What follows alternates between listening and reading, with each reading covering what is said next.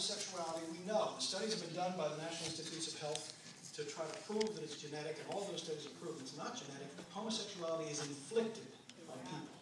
I had a very good friend who was in the homosexual lifestyle for a long time, and then he had a religious conversion in the 80s. And he bought an old motel and turned it into a hospice for some of his former associates who were dying of AIDS, and he helped almost 300 men die. This man was a real hero. But he knew that he wasn't as healed as he thought he was. He was able to resist temptation. He was able to resist sin.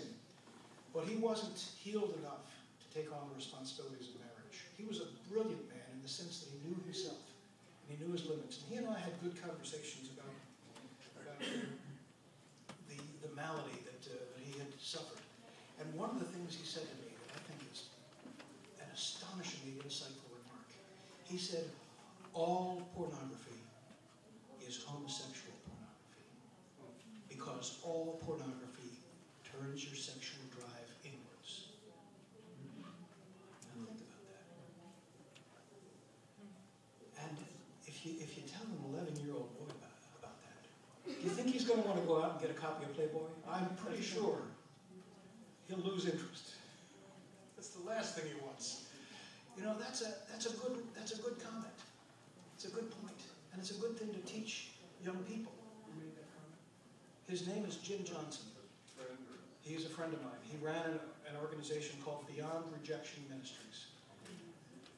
And I consider him one of the most heroic men I've ever met.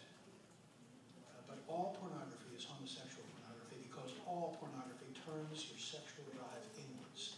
And that, in fact, is what it does. I know couples now who are struggling with the husband's addiction to pornography. It's a terrible thing, and that's what happened. And if it doesn't turn you homosexual, it at least renders you less capable of loving your